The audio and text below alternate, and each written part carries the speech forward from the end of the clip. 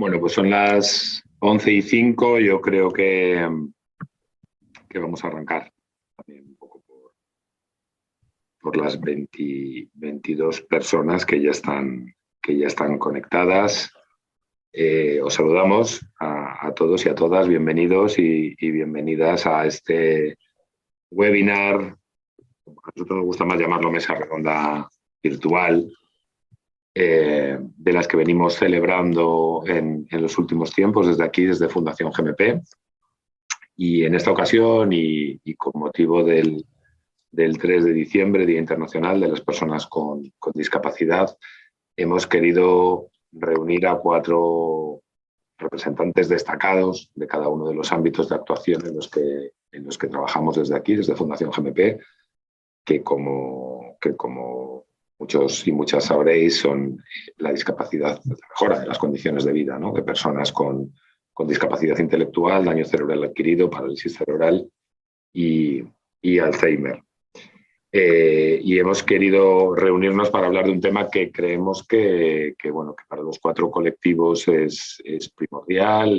Así nos lo hicisteis saber en el último barómetro que hicimos el pasado año 2021, un poco para detectar las necesidades de las organizaciones, y nosotros que el envejecimiento. El proceso de envejecimiento en los diferentes colectivos, cómo influye, qué necesidades genera, y qué podemos aportar desde las organizaciones sociales, desde la sociedad civil. Voy a pasar a presentar muy rápidamente a las 4 personas que nos acompañan, empezando por Paco Quiles. Paco Quiles es codirector de la Asociación Nueva Opción de Valencia. Trabajan en el ámbito del daño cerebral adquirido, y nos consta que lo hacen además con rigor y con una efectividad impresionante. Paco, ¿cómo estás? Bueno, José, muchas gracias por invitarnos. Gracias a la Fundación GMP, con la que tenemos una relación muy estrecha y que además siempre habéis estado colaborando con él, no solamente con nuestro colectivo, sino con otros colectivos que también están presentes. Y nada, pues aquí esperando a ver qué os puedo aportar. Ya de momento ya indico que no soy un experto en envejecimiento activo, pero bueno, sí que es cierto que llevo muchos años trabajando en el colectivo y bueno, espero aportar mi granito de arena. Muchísimas gracias por acompañarnos, Paco. Vamos a saludar a Carolina Cabero. También Carolina es directora técnica de la Fundación Bethesda. ¿Qué tal, Carolina? ¿Cómo estás? Hola, buenos días. Yo me sumo al agradecimiento, sobre todo a Fundación GMP, que está apostando claramente por el envejecimiento activo y por nuevas tecnologías para apoyarnos, y eso nos está abriendo puertas totalmente distintas a las que teníamos planteadas hace un par de años. Así que mi agradecimiento por delante y sobre todo por poder estar aquí compartiéndolo con vosotros. Muchísimas gracias a ti, Carolina, por acompañarnos. Saludamos también a Mariló Almagro. Mariló es presidenta de CEAFA, la Confederación Española de Asociaciones de Familiares de Personas con Alzheimer. Mariló, muchas gracias por acompañarnos. ¿Qué tal estás? Hola, buenos días. Pues me sumo también a mi compañero a dar las gracias a la Fundación GMP por dejarnos participar en esta mesa. Y nosotros llevamos menos tiempo trabajando conjuntamente, pero espero que esto sea un principio de un largo camino. Gracias. Sí, muchísimas gracias por acompañarnos. Y por último saludamos a Juanjo García. Juanjo es representante de la Confederación Aspace en Salamanca. ¿Qué tal, Juanjo? ¿Cómo estás? Muchas gracias por acompañarnos. Muchas gracias, José. Un placer compartir con vosotros esta mañana en un tema que es de especial sensibilidad para nosotros. Actualmente la Confederación lidera un proyecto enorme en torno al envejecimiento de las personas con parálisis cerebral, porque supone una verdadera tensión en el conjunto de las entidades que prestamos servicios. Muchísimas gracias, Juanjo, de verdad, por acompañarnos y por prestar tu experiencia y tu conocimiento a esta mesa redonda. Sin más, vamos a arrancar. Antes de empezar, sí me gustaría decir que al final de la mesa redonda pues dejaremos un turno de preguntas para todas aquellas personas que quieran que suscite alguna alguna duda, alguna pregunta, o tengan alguna sugerencia, o tengan algo que aportar, lo haremos a través del chat. Intentaremos moderarlo lo mejor que podamos desde aquí. Y nada, vamos a arrancar directamente con una pregunta general, sobre todo para los colectivos de daño cerebral adquirido, parálisis cerebral y discapacidad intelectual. La pregunta es, empezando por Paco Quiles, ¿cuáles son los principales rasgos que caracterizan el envejecimiento de personas, en tu caso, con daño cerebral adquirido? Bueno, a ver, es importante tener en cuenta que el daño cerebral adquirido está correlacionado con la edad. A más edad, más probabilidades de sufrir un ictus, que es la primera causa de daño cerebral adquirido. Pero también tenemos otros casos que suelen ser por traumatismo craneoencefálico moderado o grave, que además está también muy relacionado con la posibilidad de luego tener un Alzheimer. Por lo tanto, nos encontramos con personas también que pueden envejecer con un daño cerebral, pero tenemos ya gente envejecida que puede sufrir un daño cerebral. Por lo tanto, la manera de trabajar y la manera desde las entidades y la manera de envejecer pues va a variar mucho en unas y otras. Pero lo cierto es que al final el envejecimiento de las personas, tanto tengas una discapacidad o no, va a depender de muchos factores, ¿no? La edad de la persona cuando padece la lesión, el entorno de la persona, ya sea un entorno rural y urbano. Y con esto no quiero decir que uno envejezca mejor en la ciudad que en el pueblo. A lo mejor puede ser al revés, pero sí que es cierto que a veces las ciudades cuentan con recursos que en el entorno rural no se encuentran, ¿no? Y de hecho, la mayoría de entidades del colectivo se encuentran siempre en capitales de provincia, lo cual a veces nos impide tener una atención a nuestro colectivo en aquellos espacios más apartados de la capital. Va a tener también mucho que ver con el entorno de la persona, con la red de apoyos que tiene la persona, la formación previa de esa persona, su situación socioeconómica, sus conocimientos, el tipo de lesión, la gravedad de la lesión, si existe un recurso o no. Hay tantísimas variables en el envejecimiento de las personas que yo no hablaría de rasgos concretos de DCA, sino pues de la persona en sí, ¿no? Además, otros factores como el género, ¿no? A veces nosotros es verdad que tenemos una población de DCA pues prácticamente 49, 51, 48, 52, mujeres, hombres, es bastante a la par. Pero bueno, no hace falta que explique que tener un daño cerebral adquirido y ser mujer va a ser más complicado que ser hombre y tener un daño cerebral adquirido por lo que ya todos conocemos, ¿no? Pues que muchas veces la atención es distinta, los apoyos son distintos, etcétera. Luego tenemos el propio envejecimiento de las personas que atienden a las personas con daño cerebral, lo cual también es un problema, ¿no? Porque al final, si el apoyo que tengo que recibir me lo está haciendo una persona que también envejece y que también podría asociar a otro tipo de patologías, pues va a perjudicar seguramente que uno envejezca con la mejor, bueno, pues de la mejor manera posible. Y luego también tenemos en nuestros casos, que también le pasa al resto de colectivos, es que las personas con daño cerebral tienen una serie de secuelas que con la edad, pese a que no va a afectar en la esperanza de vida, sí que va a agravar las secuelas. Nosotros tenemos gente que lleva 20 años con nosotros que venían con un trípode y ahora van en silla de ruedas. Por lo tanto, el envejecimiento también les afecta de una manera mucho más importante. Y el propio deterioro cognitivo de las personas, ¿no? O aquellas que sufren una demencia como consecuencia de un ictus hemorrágico. Por lo tanto, yo los rasgos principales que planteabas, yo hablaría un poquito de esto y que no centrarnos solamente en la persona. Nosotros siempre decimos que nunca hay dos personas con daño cerebral igual. Por lo tanto, nunca va a haber un envejecimiento igual para las personas. Y luego, pues, por no extenderme mucho más, la necesidad de recursos o que asistan a un recurso va a ser muy importante. Carolina, en vuestro caso, en el caso de la discapacidad intelectual, ¿se da esta transversalidad también? Cada persona es un mundo. En el caso de la discapacidad intelectual es exactamente igual que lo que nos podemos encontrar en la sociedad a nivel de envejecimiento. ¿Qué sucede?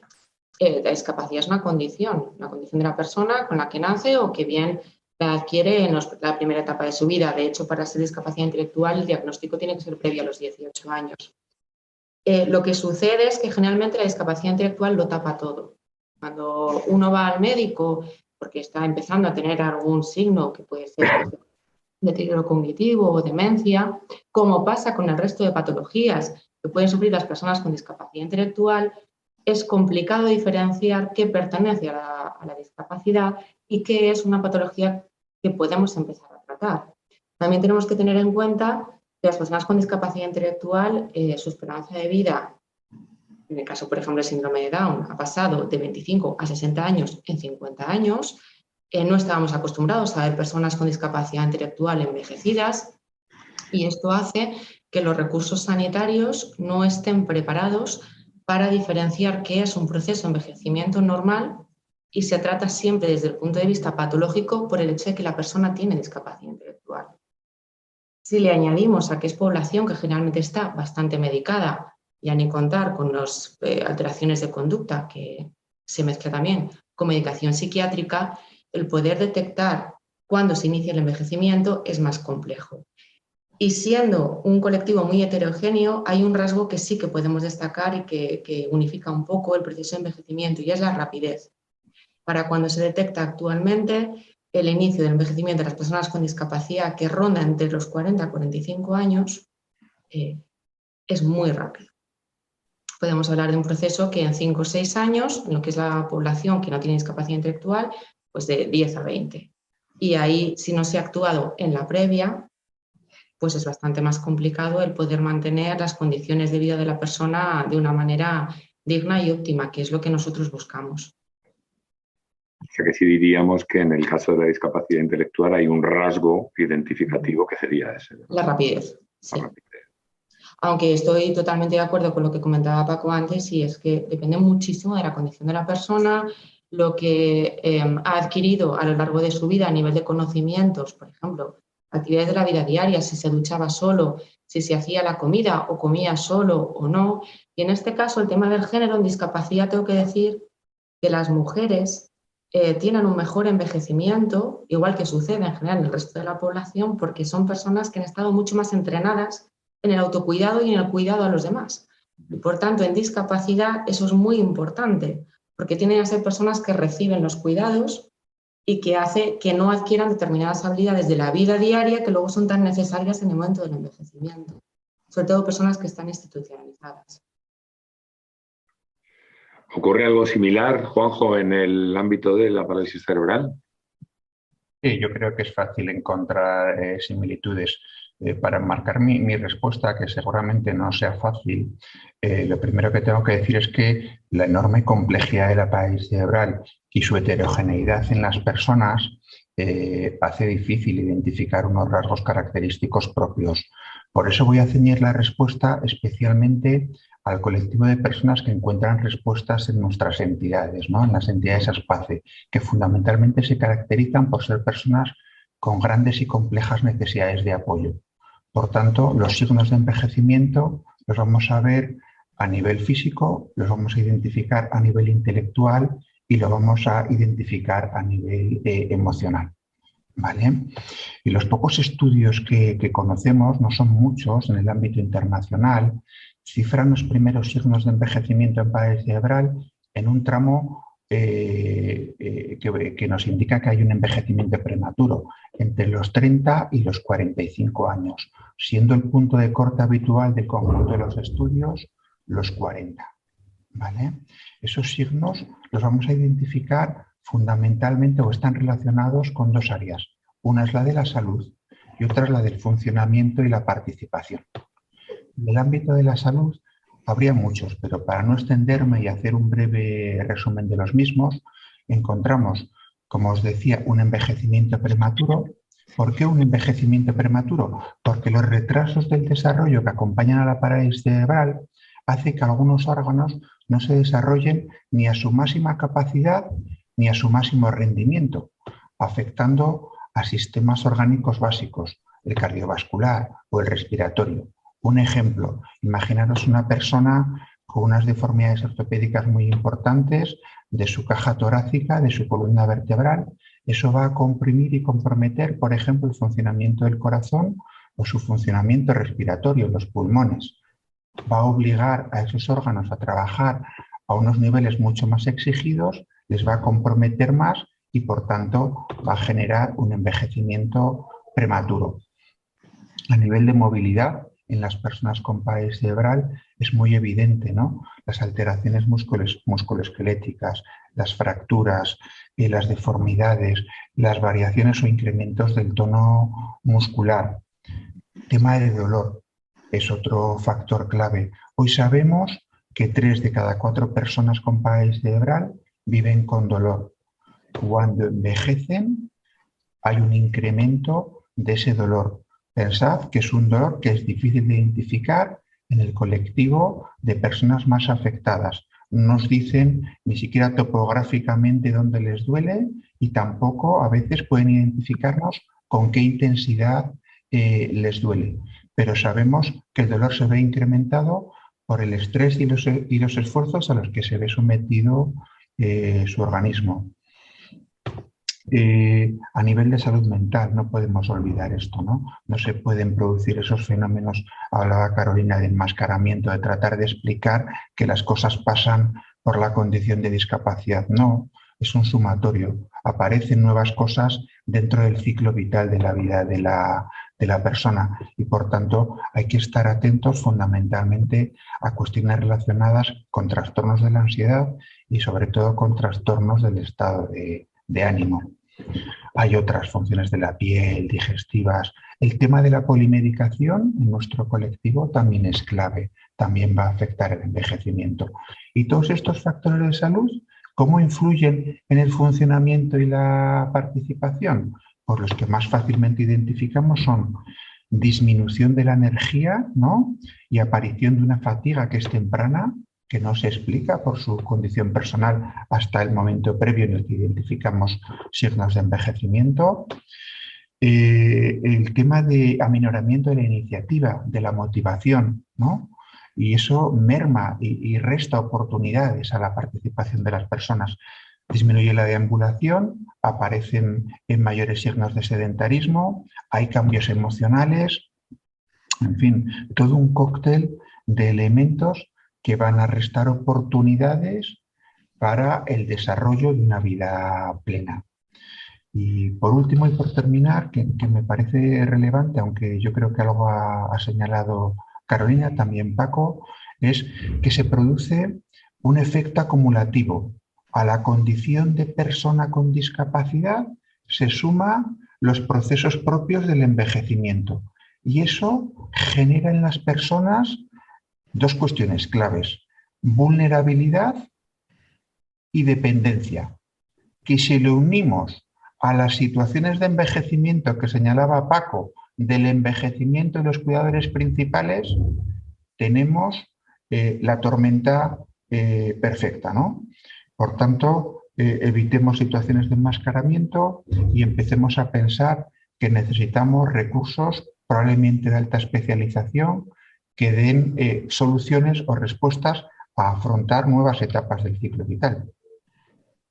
El tema de los recursos especializados es un tema del que hablaremos un poquito más adelante. Mariló, en el caso de la... a ver, parece que está sonando por ahí algún ruido. Micrófono abierto. Vale, ya está. Ya parece que ya... Te decía, Mariló, perdona. Claro. En el caso de la enfermedad de Alzheimer, quizá la pregunta se debería realizar de otra forma, porque, bueno, por lo menos en el conocimiento general de la sociedad se tiende a asociar la enfermedad de Alzheimer con unos estados de edad más avanzados. ¿Qué ocurre cuando la patología aparece en el proceso de envejecimiento de una persona en principio sin ningún tipo de problema? 50 a los 60 años, por ejemplo. Bueno, lo primero es que nosotros no solamente hablamos de personas enfermas con Alzheimer, también se ha comentado la figura de quien cuida. Nosotros entendemos el Alzheimer o cualquier tipo de demencia como un binomio, tanto persona enferma como persona cuidadora, y ahí también entra el tema del envejecimiento de ambas partes y la transversalidad, que también se ha comentado. No es envejecimiento, es un envejecimiento normal de una persona que va cumpliendo años, pero sí cuando aparece ya el tema de la enfermedad de Alzheimer, una enfermedad neurodegenerativa que ya no evoluciona como envejecimiento, sino según la evolución de cada etapa de la demencia va a hacerse de una manera diferente, porque no entendemos que haya un Alzheimer, sino personas que van a evolucionar cada una con su Alzheimer, con cualquier tipo de demencia personalmente. La demencia, pues hasta el día de hoy se ha considerado, y de manera errónea, como una enfermedad asociada a la edad adulta. Pero ya nos ha avisado la Organización Mundial de la Salud que cada vez hay más personas jóvenes diagnosticadas con algún tipo de demencia, que está por debajo de los 65 años. Ellos entendían entre un 9 y 10%, pero según informes nuestros de nuestro mapa de recursos que realizamos anualmente entre las 320 asociaciones que componen la Confederación Española, este número, este porcentaje se está aumentando. Es más, claro, como se diagnostica y gracias al diagnóstico precoz cada vez antes, y eso es lo que es una de nuestras reivindicaciones, que se haga un diagnóstico precoz para actuar cuanto antes. Cuando llega una persona con 50 y pocos años a una consulta, se creen que otro tipo de enfermedad puede ser una depresión o otro tema, y se va enmascarando también, y hasta que dicen que un diagnóstico de Alzheimer pueden durar años. Este retraso, también el diagnóstico está provocando que también no se actúe cuando se debe de actuar y cuando ya tengamos el diagnóstico ya vayamos tarde. Tenemos que ser conscientes que cuando ahora ya se está diagnosticando, estas personas son madres o padres de familia. Mayoritariamente están en edad laboral. Tienen hijos a su cargo, pero padres que también están cuidando ellos.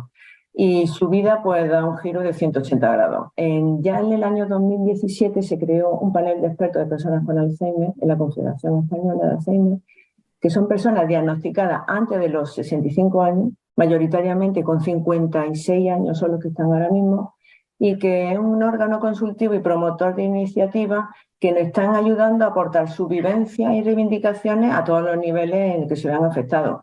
Pues a nivel personal quieren seguir manteniendo una vida normalizada. Sigue habiendo estigma con el diagnóstico. Una vez que le damos el diagnóstico, apartamos de la sociedad.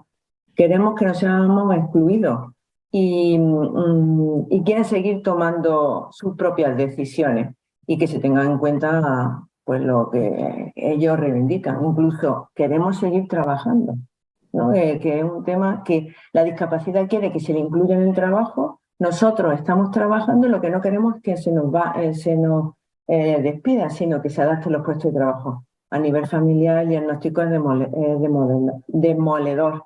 Tenemos que desarrollar programas de educación y convencimientos para ayudarle a convivir con nuestra nueva condición de vida a nivel social. Tenemos que seguir reclamando concienciar a la sociedad para que se convierta en un entorno amigable y solidario con la demencia y evitar, como he comentado antes, la estigmatización, la exclusión, la discriminación, no solamente por el hecho de ser diagnosticado. El envejecimiento va a estar ahí, el cuidado sigue recayendo en mujeres que también avanzan en su envejecimiento normal, el problema de la soledad también de los que cuidan, porque normalmente cuida una persona, aunque también tiene que tener apoyos. También son polimedicados porque también va avanzando su edad y también tiene otra medicación. Y sobre todo la perspectiva de género también tenemos que insertarla en este mundo del Alzheimer, porque somos mayoritariamente quien cuidamos mujeres, quien enfermamos somos mujeres, quien participamos en las entidades como voluntarias somos mujeres y las trabajadoras incluso somos mujeres. Es un proceso que cada vez vamos a vivir más, ya nos lo han dicho, vamos a ser el país más envejecido, pero que tenemos que prepararnos también para lo que nos viene encima. Hemos hecho cuatro fotos bastante aproximadas de cada uno de los colectivos y del proceso de envejecimiento que sigue cada una de las personas que los componen. Me gustaría haceros otra pregunta, en esta ocasión ya para las cuatro participantes. Hemos hablado, y acaba de hablar Mariló, del aumento de esperanza de vida, que es un proceso innegable y en el que fruto del signo de los tiempos nos vemos inmersos. ¿Cómo se afronta desde vuestros colectivos? Empiezo por ti, Carolina. ¿Cómo se afronta el reto de ofrecer un envejecimiento activo a las personas que componen cada uno de vuestros colectivos? Pues es un gran reto, entre otras cosas porque de envejecimiento venimos hablando desde hace muy poquitos años en discapacidad intelectual. ¿Qué sucede? Sucede que tenemos adultos que no han podido vivir como adultos autónomos, con toma de decisiones propias, que en la mayoría de los casos no han podido elegir a los recursos a los que van. Discapacidad intelectual, hablo de las personas que están dentro de la administración y que están dentro del circuito, siempre porque es donde nosotros nos vemos representados, no por la totalidad del colectivo. Pero generalmente, en función del tipo de discapacidad o la intensidad de los apoyos, desde que tienen 18 años van a acudir o a un centro ocupacional o a un centro de día, que van a proporcionar las oportunidades con las que cuente cada uno de esos centros. Y va a ser muy distinto si el centro en cuestión está en una ciudad, si está en un entorno rural. También coincido con lo que comenta el compañero, no necesariamente es bueno o malo, es sencillamente diferente. Y sobre todo, el acceso que la persona ha tenido a los recursos sanitarios. Si ya podía hacer al médico, sino hay personas con discapacidad intelectual que en la vida han ido al dentista. Es decir, que los problemas dentales, los problemas de dolor, cefaleas, jamás se han tratado, pues porque es una persona que es compleja a la hora de llevarla a un centro sanitario, pues que necesita estar siempre con su persona de referencia, es decir, es una situación complicada y eso va a marcar mucho el tipo de envejecimiento que va a tener. Desde las entidades, el reto para poder ofrecer un envejecimiento activo pasa por ofrecer apoyos y oportunidades para que sean adultos que en la medida de sus capacidades y de sus diferentes situaciones tengan procesos autónomos de toma de decisiones, de acceso a los recursos con los que cuenta cualquier persona que esté en sociedad, cosa que desgraciadamente hace 20 años pasaba poco, y también con el entorno familiar lo que esté dispuesto a hacer también dentro de lo que es la percepción del cuidado y la protección de la persona. Si yo considero que, y además esto es cierto, mi hijo, mi hija, mi hermano, mi hermana es una persona vulnerable y, por tanto, si acude al centro ocupacional en transporte público de manera autónoma, se pone en riesgo, por tanto es mejor que vaya en ruta, le estoy quitando una serie de habilidades que van a hacer que su envejecimiento no sea un envejecimiento normalizado. Estoy derivando directamente en un envejecimiento patológico. Y esto es algo que no podemos abordar una vez hemos iniciado el envejecimiento. Desde discapacidad intelectual tenemos que trabajar desde atención temprana si queremos que las personas tengan el mayor rango de autonomía que la persona pueda adquirir. Y es desde ahí desde donde planteamos el envejecimiento. ¿Qué sucede ahora? Que el envejecimiento empieza a estar en la boca de las personas que nos dedicamos a la discapacidad intelectual cuando los cuidadores principales han envejecido, las personas entran en las instituciones, pongamos con 45, 48, 50 años y nos encontramos con que ya estamos llegando tarde a ese envejecimiento activo. Entonces, en discapacidad es muy importante anticiparnos mucho en la etapa de la vida adulta y proporcionar los mayores recursos para que las personas sean lo más independientes posibles, porque si no, no podremos abordar un envejecimiento con dignidad. Es totalmente inviable. Y hablamos de población que generalmente acaba institucionalizada. Desde ahí nosotros necesitamos contar con el apoyo de las familias, el comprender lo importante de generar esa autonomía y sobre todo la confianza, cosa que no es fácil porque es un colectivo especialmente vulnerable. Y permitir ese tipo de autonomía en los hijos cuando es evidente que estamos en una sociedad que es compleja, que etiqueta, que discrimina y bueno, pues que es cierto que a veces hay que asumir determinados riesgos para conseguir determinados beneficios, pues es nuestro reto. Así que para que nosotros podamos proporcionar un envejecimiento activo tenemos que contar con toda la unidad familiar, con todos los apoyos, y en las entidades poner el foco en la persona y no tanto en el recurso en el que está la persona. Interesante esto que estás diciendo, Carolina. Juanjo, te lanzo la pregunta ahora a ti. ¿Cuál es el reto del envejecimiento activo en el ámbito de la parálisis cerebral? Está silenciado el micro. Ahora. Bueno, disculpa, José. Creo que el punto de partida para todos nos lo pone la Organización Mundial de la Salud, ¿no? Dice del envejecimiento activo que es un derecho irrenunciable de cualquier persona, da igual las condiciones de partida, ¿no? Y, y además no solo dice que es un derecho irrenunciable, sino que además ese envejecimiento activo lo define bajo 3 cuestiones. Dice que tiene que ser participativo, tiene que ser saludable y tiene que ser satisfactorio, ¿vale? Con lo cual ese sería el punto de partida en el que yo me siento o siento a las personas con parálisis cerebral como un ciudadano más en el conjunto de la sociedad y que es un derecho del que participan como el común o el resto de las personas que no tengan ninguna otras condiciones iniciales. Luego, desgraciadamente, en parálisis cerebral no tenemos estudios concluyentes respecto al incremento en la esperanza de vida. Es un agujero negro, ¿vale? Lo que sí sabemos, la percepción que tenemos en el conjunto de las organizaciones es que se ha producido un incremento en el desarrollo de la vida, ¿vale? Y que probablemente ese incremento se explica por todas las mejoras en el ámbito sociosanitarias, sean médicas, sean rehabilitadoras, sean sociales, sean de tecnologías de apoyo.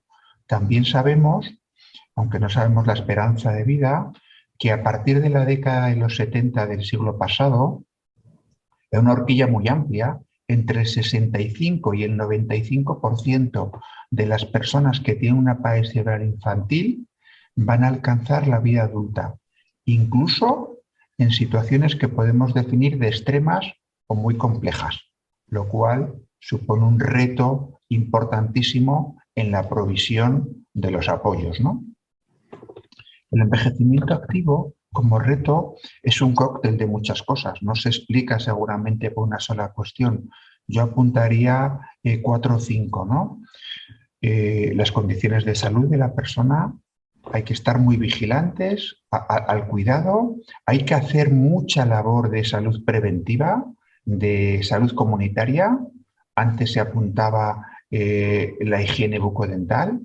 Pensad que una persona con parálisis cerebral, con necesidades complejas, cuando tiene una caries, acaba en un quirófano con una anestesia general, porque no responde a los estándares de un paciente ordinario, ¿vale? El tema del funcionamiento físico, que sea óptimo, ¿no? Y eso lo tenemos que igualmente cuidar. Y tiene que hacerse una labor previa de prevención desde los ámbitos de la rehabilitación. La estimulación cognitiva, clave, que las personas vivan en ambientes ricos a nivel estimular, satisfactorios, van a invitar a que las personas no se retiren. Que el envejecimiento no signifique esa retirada a los cuarteles de invierno, ¿no? Donde desaparecemos de los contextos sociales. El tema de los afectos me parece que es clave, ¿no? Cuando aparece un mayor grado de vulnerabilidad y un mayor grado de dependencia, hay que cuidar los aspectos afectivos, que están muy asociados a la participación social. Por tanto, el reto está en identificar las necesidades, no vale solo con eso, a identificar las necesidades, hay que consignar los recursos necesarios. Y es aquí donde tenemos probablemente el nudo gordiano, ¿no? La cuestión más mollar. Nuestros deseos, las expectativas y las necesidades de las personas a veces no son satisfechas porque no encuentran los recursos y los apoyos oportunos. Ahí está el reto. Paco, En el caso del daño cerebral adquirido, ¿dónde está el reto? Bueno, primero que nada, te lo comentaba también Carolina, cuando hablo es verdad que igual me dejo una parte del daño cerebral adquirido que no es la que solemos atender, que suele ser el leve, ¿no?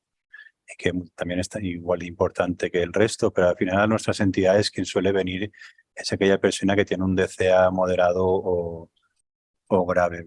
Creo que era importante también matizarlo.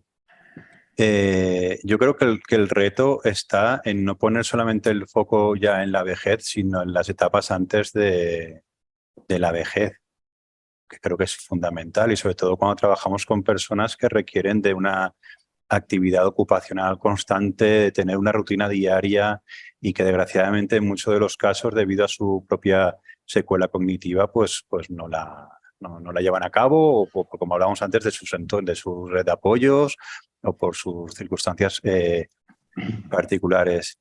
Si me centro en nuestra organización, más concretamente, porque luego en todas las entidades que formamos FEACE, pues cada una trabaja de una manera, en cada comunidad autónoma hay una normativa que a veces difiere con la de al lado. Nosotros aquí en Valencia lo que sí que hemos trabajado es en que nuestros recursos no atiendan a personas independientemente de la edad que tienen. Es decir, nosotros nosotros atendemos gente que viene desde los 18 años hasta la edad que tenga que tener. Entonces, para nosotros eso es importante porque al final trabajamos con todos por igual ofreciendo programas, actividades que van en pro de mejorar o intentar mejorar su calidad de vida. Lógicamente no estamos trabajando para recuperar un DCA, el DCA ya es crónico y no vamos a poder alcanzar grandes cosas, pero sí que podemos ofrecer herramientas para que su vejez sea lo más la mejor posible, ¿no? Y sobre todo vamos a trabajar también con las familias en lo que llamamos la educación terapéutica para poder formarlas para que puedan atender a sus familiares de la mejor manera posible. Pero claro, al final atendemos a un porcentaje ridículo, ¿no? Nosotros muchas veces hemos hablado, si atendiéramos a las 12.000 personas que ingresan en un hospital público valenciano, es verdad que de ellas unas 4.000 fallecen como consecuencia sobre todo de un ictus, pero de las 7.000 o 8.000 personas que sobreviven, las atendiéramos en nuestros centros, es imposible. Al final atendemos a unas 100, 200 familias al año nuevas, pero el reto también estaría un poco para ir, ¿no? Es decir, la necesidad de que el colectivo entienda que hay recursos a los que puede asistir para poder ser informados, para poder ir trabajando, para que no se queden en esa soledad que comentaba antes Juanjo. La gran mayoría de personas con daño cerebral acaban siendo personas pues que viven en soledad, que viven en soledad acompañado de su cuidadora principal, cuidadora sobre todo, que hemos hablado antes. Entonces yo creo que el reto está en la creación de programas de envejecimiento activo, en mejorar la cartera de recursos que existen en las comunidades autónomas, en poner en marcha estos servicios de promoción de la autonomía personal tan importantes que nos permite la ley de dependencia y que están empezando a aparecer, en promocionar el asistente personal, que también creo que es algo muy importante porque también descarga a la familia de esa carga, ¿no? Diaria. Al final nuestros recursos atienden a las personas 6-7 horas al día. El día tiene 24 horas y aquí hay gente que ni duerme, ¿no? Debido a la necesidad de atender a su familiar. Entonces, bueno, yo creo que los retos van un poco por ahí, en entender que las personas, no por el hecho de ser mayor, tienen que acabar siendo derivadas a centros de mayores. Yo creo que al final las personas pueden seguir conviviendo en sus propios recursos de los que lleva viniendo hace años, que al final es su entorno. Por lo tanto, yo creo que lo que te comentaba, ¿no? Mejorar esa cartera de recursos y de programas que atienden a nuestro colectivo en particular y al resto de colectivos en general.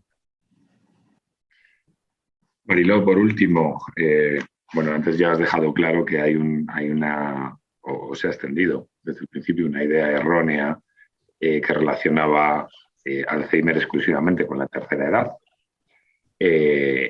En el espectro que abarcáis en vuestro colectivo, ¿dónde está el reto? De que las personas que atraviesan o que conviven día a día, en este caso con el Alzheimer, tengan un envejecimiento activo de calidad. Está silenciada también, Mariló, perdóname. Ahora. Perdón. Que se ha comentado también por otros compañeros el tema de los programas de envejecimiento activo, que sí es cierto que existe diferente en España. Somos 19 formas de trabajar, o sea, en un mismo estado. Y también en lo que hay en unas comunidades autónomas no lo hay en otras. Pero sí es un tema que se está apostando por el envejecimiento activo en todas las comunidades.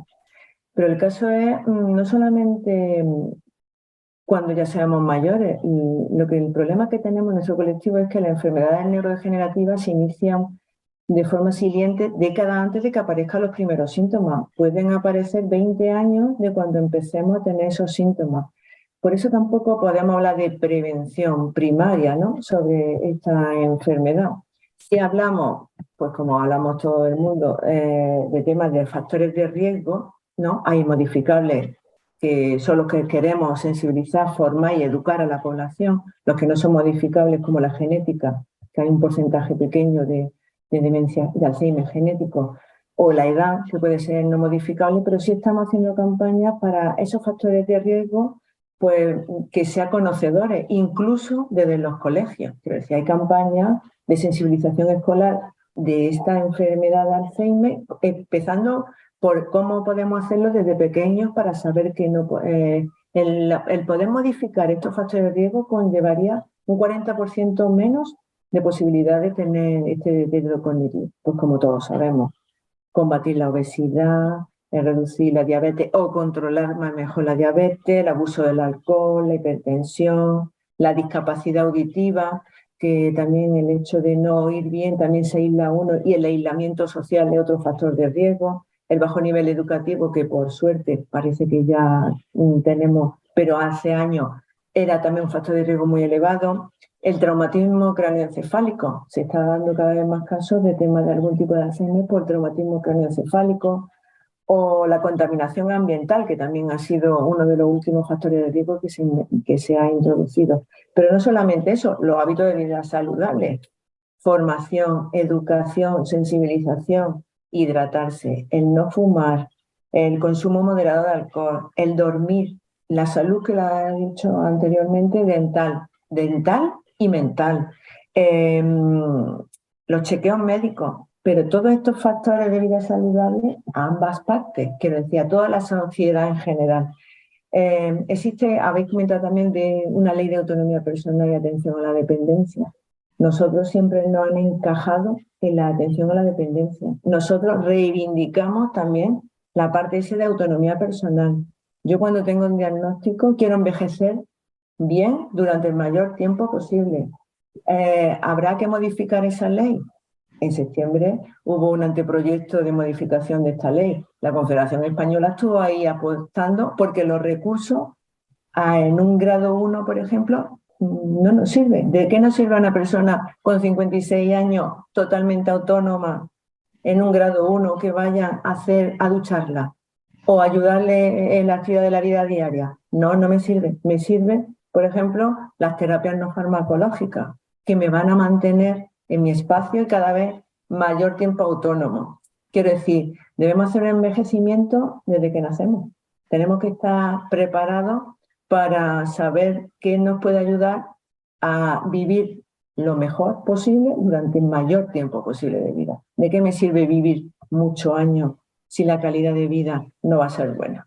Pues habrá que educar desde pequeños, pero en toda la etapa de la vida. En los centros de participación de mayores también estamos ahí participando para que se sepa. No todos los mayores tienen deterioro cognitivo. También es un error. No todos lo tienen. Pueden vivir 96, 100 años perfectamente con achaques, ¿no? De entenderme achaques, pero totalmente independientes y en sus hogares. Lo estamos viendo. Y ese otro tema para hablar otro día. La soledad de los mayores y la soledad de quien está cuidando a una persona con Alzheimer, que están viviendo dos, pero los dos están solos. En fin, a los apoyos. Pues como estamos reivindicando todos los colectivos, los apoyos tanto de una manera o de otra, tanto a la persona enferma como a la que intuye. Sí, estaba viendo que desde luego hay muchísimos puntos en común entre los 4 colectivos que a priori tienen sus similitudes, pero también sus diferencias. Pero hay el tema de los recursos, el tema de los apoyos, el tema de la salud preventiva están presentes en todos los ámbitos. Mariló, has correlacionado hace un instante los traumatismos craneoencefálicos con la prevalencia de la enfermedad de Alzheimer, pero también se ha demostrado, y además ya lleva demostrado bastante tiempo, una correlación también, una relación directa entre discapacidad intelectual y Alzheimer. Principalmente en cuestiones más relacionadas con el síndrome de Down, llegando incluso a porcentajes muy cercanos al 100% en determinadas edades. Entonces, yo os quería lanzar a Carolina y a Mariló una pregunta, ¿no? ¿Cómo afrontáis desde las organizaciones que trabajáis con los 2 colectivos, con el colectivo de la discapacidad intelectual y con el colectivo de personas afectadas por Alzheimer? ¿Cómo trabajáis cómo tratáis esta realidad? ¿Trabajáis en algún momento en común para intentar mejorar las condiciones de vida de quienes presentan esta comorbilidad? Carolina. En nuestro caso, tengo que decir que las personas con síndrome de Down que están en Fundación Bethesda y que han iniciado signos o que ya están en alguna fase avanzada de Alzheimer, sí correlaciona, es un porcentaje elevadísimo. Uno de los principales retos con los que nos encontramos nosotros son las unidades especializadas que les puedan atender. En este caso teníamos aquí en Madrid la unidad de la Princesa con el doctor Mondenauer, que lleva ya bastante tiempo realizando en la etapa adulta de las personas con síndrome de Down una investigación clínica y que además sí que trabaja directamente en el tema del Alzheimer, pero hasta marzo de este año, por ejemplo, en La Paz no había. Es de reciente creación.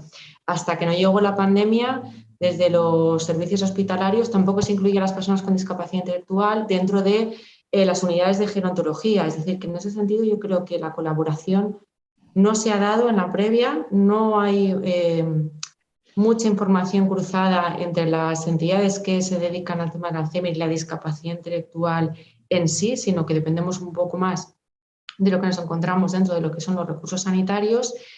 Y además se da la situación de que las personas con discapacidad intelectual que están institucionalizadas y, por ejemplo, no están en una unidad específica de personas mayores, se tarda bastante tiempo en poder pasar de un servicio de residencia con centro ocupacional a un servicio específicamente de mayores y que puedan contar con algo tan sencillo como es un terapeuta ocupacional.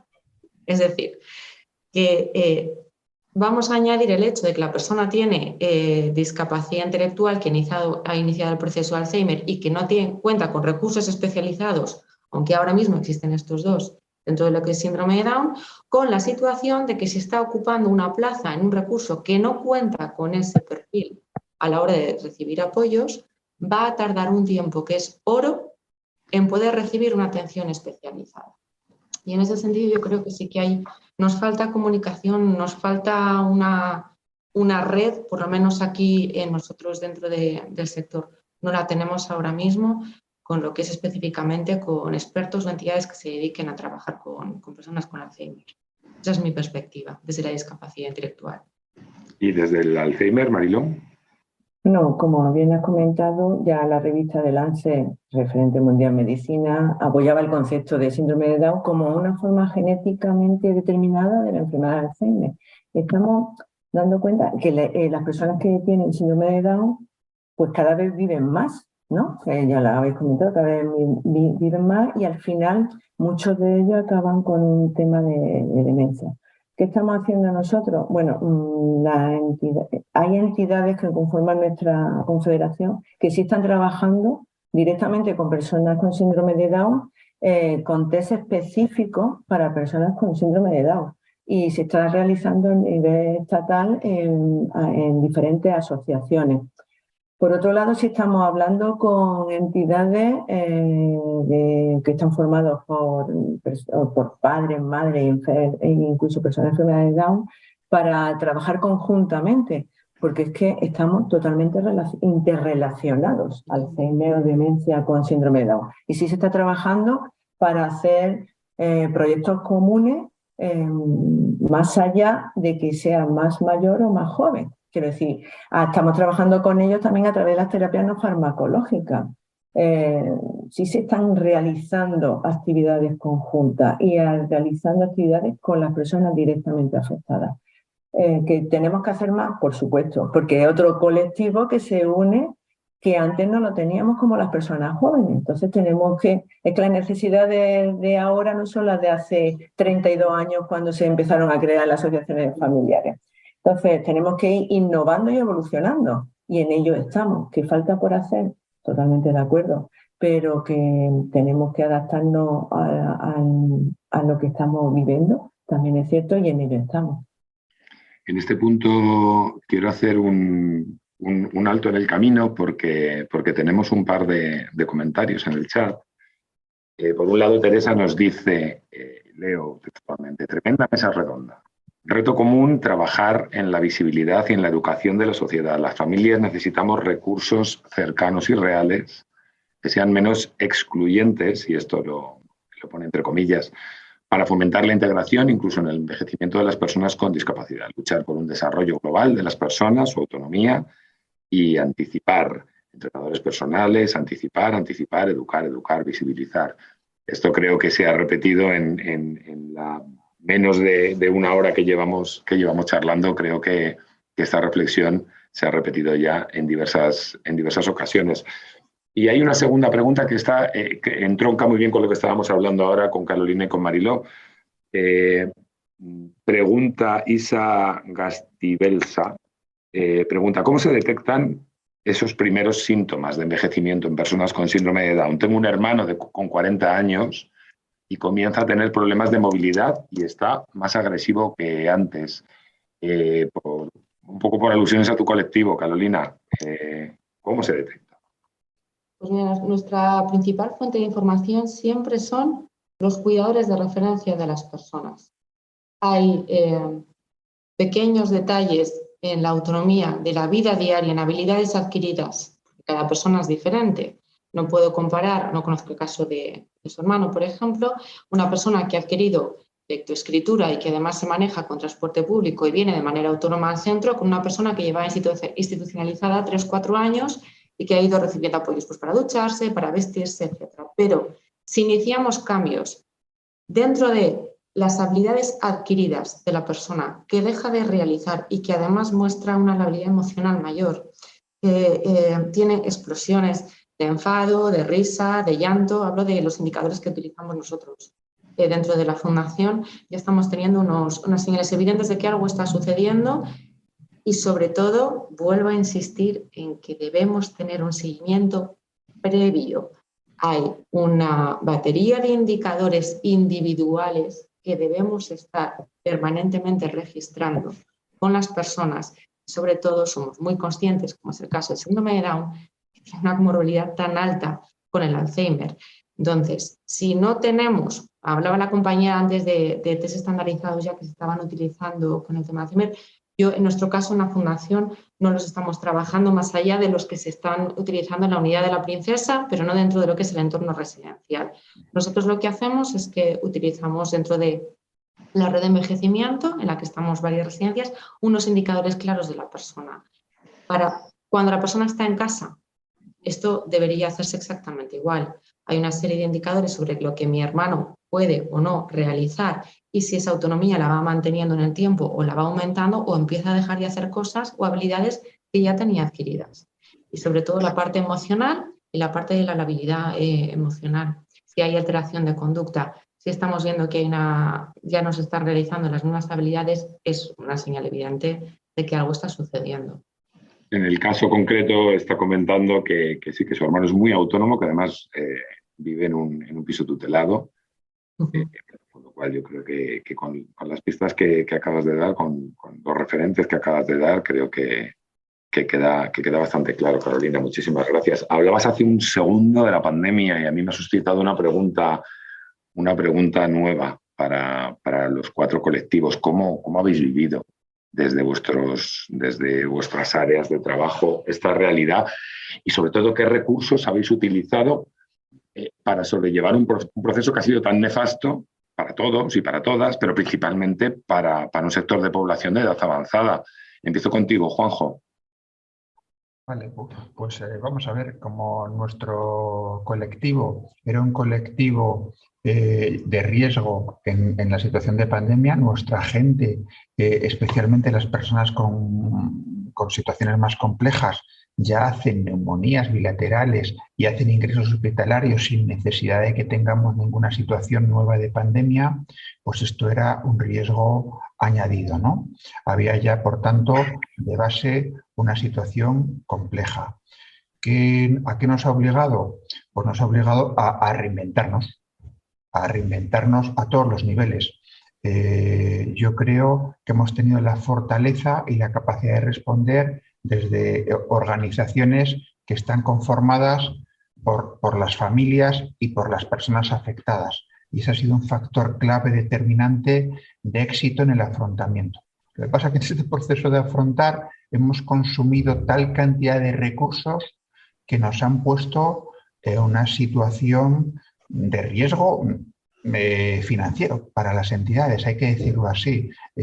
No éramos capaces o no hemos sido capaces de abordar con los ingresos ordinarios el reto de una situación de pandemia, los incrementos de plantilla, la modificación de los turnos de trabajo, los grupos burbuja, los espacios estancos, tantas y tantas medidas, ¿no? El acompañamiento a las personas que estaban en sus casas, que vivían también ese proceso de soledad y esa angustia de que no podían acceder a recursos que eran vitales, ¿no? Y que por tanto estaban deteriorando la salud de la persona.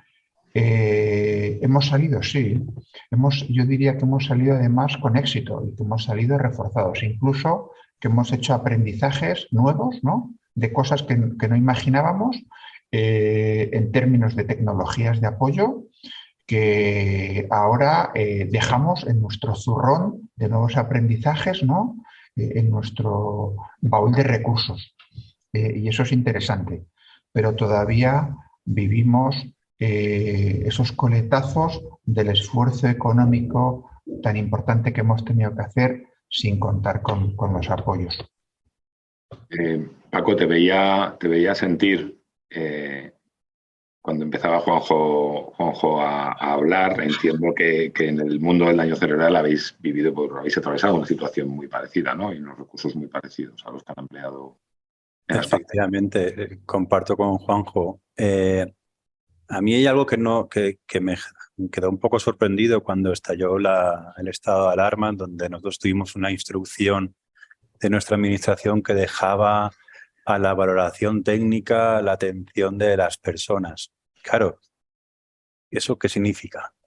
Es decir, la atención de las personas tenía que seguir estando. O sea, la valoración técnica, luego te encontrabas con pues que algunas eran entendidas, pues, organizaciones, otras no. Es un poco caótico, ¿no? Cada uno tiene que establecer su plan de intervención. Y fue complicado. Nosotros no tardamos ni una semana cerramos los centros, pero no tardamos ni una semana en atender a la gente en sus domicilios, con toda la que estaba cayendo y con las dificultades y con los temores lógicos de qué va a pasar si entro en la casa de esta persona, me cambio fuera en la puerta, luego desinfecto, ¿qué me pongo? Bueno, fue complicado. Afortunadamente conseguimos por parte de muchas entidades privadas las maravillosas EPIs. Yo creo que aún tengo ahí 300 máscaras sin usar, porque de repente te llegaban pantallas todos los días.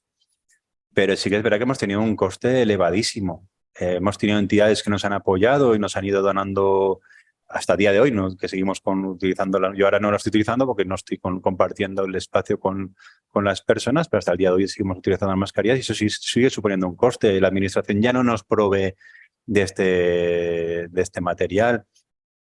Y luego comentaba Juanjo, a mí algo que me gustó y que es muy bonito, me pareció algo muy bonito, fue romper esa brecha digital que hasta el día 13 de marzo teníamos en las organizaciones.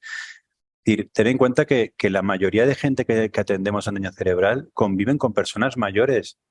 Conseguimos que las personas mayores se conectaran online. Mandábamos a gente a los domicilios para que enseñara a manejar una tablet, el mismo móvil, el Jitsi, el Zoom. Cada día había una aplicación distinta. Gente que entraba en las reuniones de Jitsi y no tenía nada que ver con tu reunión. O sea, pero la gente se fue haciendo al día a día. Y la verdad es que a mí fue un momento maravilloso porque eso nos ha permitido, cuando una vez ya nos permitan abrir los centros, porque claro, luego te permiten abrir los centros, pero sigue habiendo gente con miedo. Estamos con colectivos pluripatológicos. Además, también había no se acababa de entender muy bien si los podemos atender, no los podemos atender. A veces tenías que ir preguntando a otros compañeros de otras entidades qué entendían ellos de lo que te ponía en la instrucción. Y conseguir que esa gente continuara siendo atendida online. Nosotros a día de hoy seguimos haciendo talleres online con gente, pues ya no tiene nada que ver el COVID, gente que a lo mejor no se encuentra bien o que no puede venir al centro, y nos conectamos online y seguimos, los compañeros están en su taller haciendo la actividad y los otros compañeros están en su domicilio online. Por lo tanto, creo que pudimos romper esa brecha digital, que me parece algo maravilloso. Pero bueno, coincido con Juanjo. Los problemas económicos, financieros, el tener que asumir un coste tan elevado, que eso no ha ido acompañado de un incremento de los conciertos en nuestro caso, ni ha ido un incremento de las subvenciones por otra parte, para nada. Hemos tenido que apañarnos nosotros. Recibimos los EPIs concretas durante un momento concreto, pero aquí se dejó ya de aportar ese tipo de mascarillas, geles, etcétera. En vuestro caso, Mariló. Bueno, en nuestro caso, pues me uno a lo mismo que nos están diciendo, pero que aparte del gran gasto económico que han supuesto, pues, el seguir trabajando, porque no hemos dejado de trabajar en ningún momento. Sí se cerró el 13 de marzo todos los centros, nos despedimos todos, dentro de 2 semanas nos volvemos a ver. Y algunos fueron al mes y medio, dependiendo, como he dicho antes, que no existe equidad ni igualdad en todo el territorio español. Los que volvieron a su centro un mes y medio después, pues la Confederación sí se realizaron protocolos, porque claro, tampoco sabíamos lo que había que hacer, si hay que ponerse un EPI, cómo hay que desinfectar, entonces se hicieron protocolos que se le enviaron a todas las entidades miembros.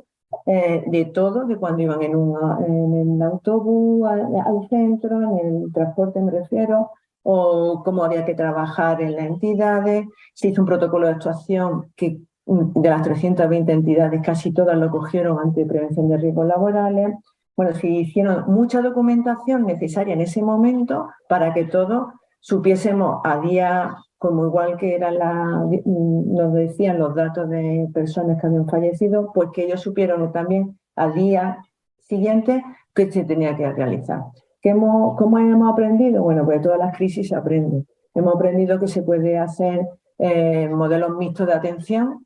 Nosotros no podíamos parar tampoco, porque el hecho de no estar atendiendo y estimulando a una persona retrocedía mucho más que otra que no tenga nada. Entonces teníamos que estar atendiendo y seguimos manteniendo el modelo de atención mixto, atención de las nuevas tecnologías, en los domicilios, quien podíamos entrar en los domicilios a atender iban a domicilio, quienes, si no, pues a través de Zoom, WhatsApp, bueno, de todo, han aprendido la brecha digital, tanto los que cuidan como incluso ellos mismos, cuando todavía son autónomos, también están, y seguimos manteniéndolo. El coste económico, por supuesto, todos los materiales individualizados, desinfecciones a la entrada y a la salida, seguimos manteniendo mascarillas en las entidades, pero no ha servido para aprender y para que nos sirva de cómo realizar las terapias. También teníamos terapias a través de nuevas tecnologías ya en las entidades, o sea que no ha sido algo que fuese novedoso, pero la hemos implementado más. Esto ha sido un caos al principio, pero creo que hemos salido reforzados. De las 320 asociaciones, que hay asociaciones desde que da formación e información pura y dura hasta que tiene residencia, ahí seguimos. O sea que con mucho esfuerzo, y desde aquí reconocimiento a todas las entidades que hemos trabajado muchas veces de espalda a la administración por falta de ayuda, no por otro tema, por falta de ayuda y que seguimos no teniéndola, pero nuestros colectivos teníamos que estar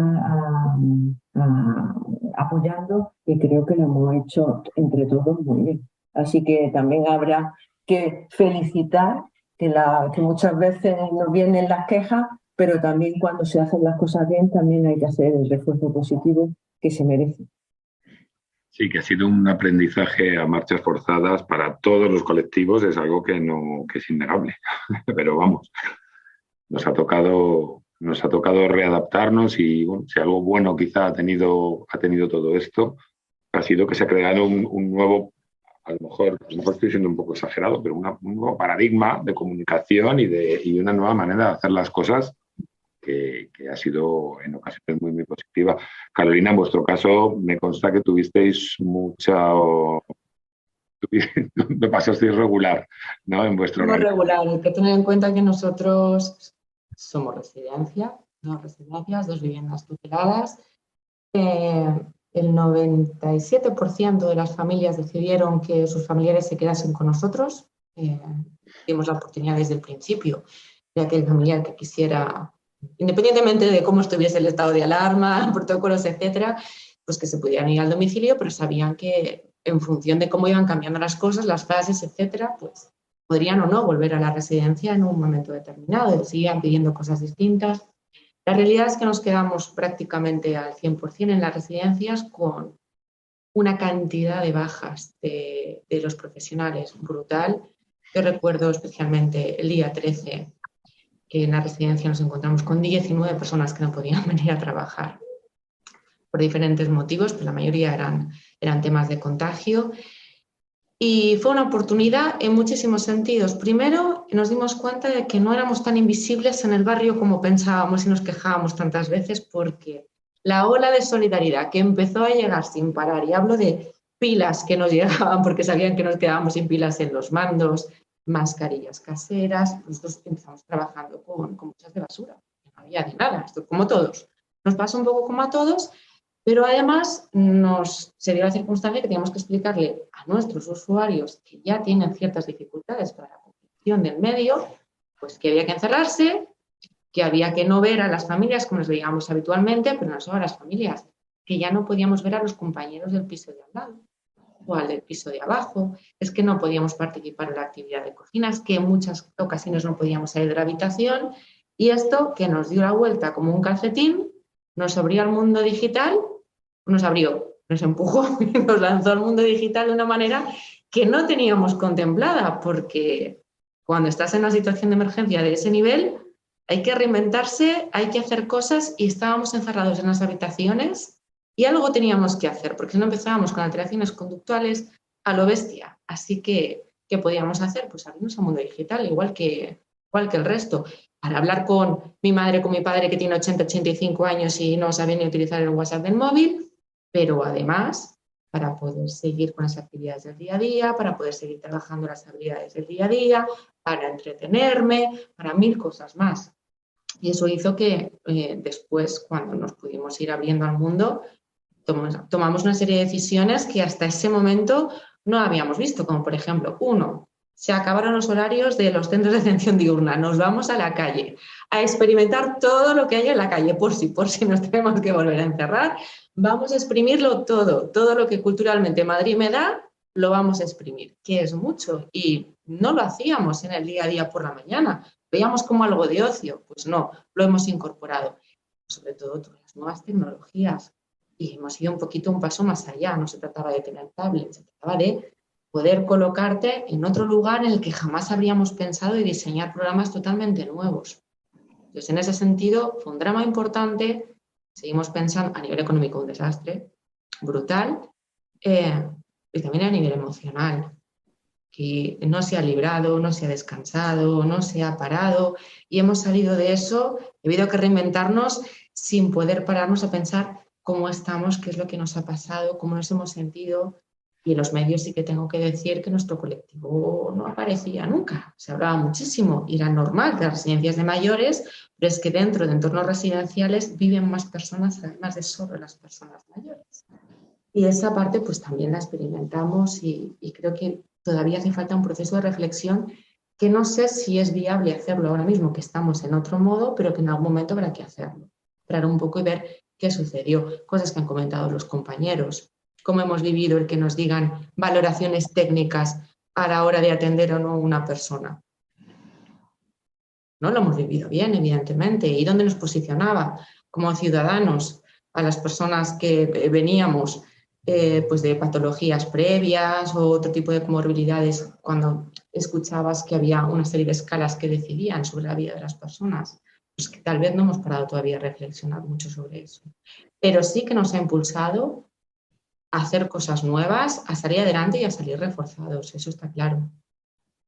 Sí, yo creo que en los cuatro casos habéis salido reforzados y en los 4 casos habéis empleado un hilo argumental similar, que es el de las nuevas tecnologías. Yo os quería preguntar, dados los enormes avances, obviamente sanitarios, científicos, pero también los tecnológicos, ¿cómo creéis que se van a optimizar a partir de ahora? Hablábamos hace un minuto, ¿no? de cómo además tú lo has escenificado muy bien, Carolina, cómo la pandemia nos ha empujado a todos como un elefante en una cacharrería a zambullirnos en el mundo digital, y personas que en principio no utilizaban herramientas digitales ahora se han familiarizado con ellas y han descubierto un nuevo camino de comunicación. Yo os quería preguntar eso, ¿cómo creéis que van a optimizarse los procesos de envejecimiento de vuestros colectivos gracias a estas nuevas herramientas, a estas nuevas estrategias de conexión, de comunicación motivados por la tecnología? En el caso concreto de Fundación Bethesda, nos consta porque hemos tenido el enorme privilegio de poder acompañaros en él, que tenéis un proyecto que sí correlaciona envejecimiento y nuevas tecnologías de lo más punteras, relacionadas sobre todo con realidad virtual.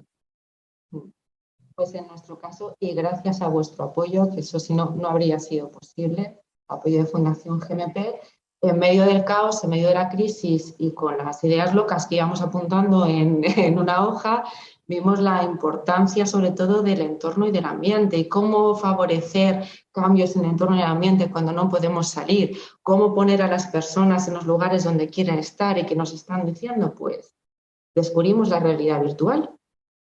Y buscando, pues las famosas gafas que salían de realidad virtual y que tanto miedo nos daban al principio, porque a ver si vamos a provocarles un ataque epiléptico a la hora de ponerles las gafas, si no lo van a comprender, si las van a lanzar, cómo van a vivir, cómo van a experimentar esto. Entonces diseñamos un programa dirigido sobre todo primero a las personas que están en el servicio de mayores, que en nuestro caso es personas que han iniciado un proceso de deterioro a partir de los 45 años, físico o cognitivo, y empezamos con un programa muy sencillo de estimulación cognitiva, con las gafas de realidad virtual, con planos en 360, pero que tampoco tienen una cantidad de inputs excesivos, porque las gafas son una herramienta potentísima que pueden generar imágenes totalmente fantásticas. No era lo que buscábamos una herramienta que estimulara a nivel cognitivo. En ese sentido, pues indagamos y encontramos un software para estimulación cognitiva, sobre todo a nivel de memoria y de orientación visoespacial.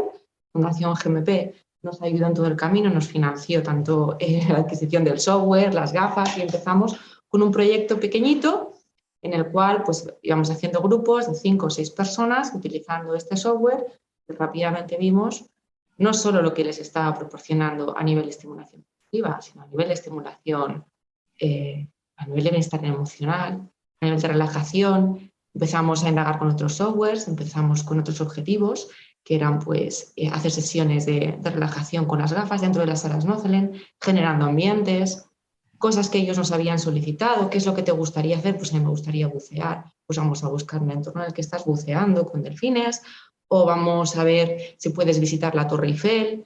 Cosas que ellos nos habían demandado, y nos ha abierto un mundo de capacidades tan amplio que todavía no sabemos bien dónde está el límite, porque ahora mismo no se lo vemos. Le hemos encontrado utilidades prácticas en todos los sentidos.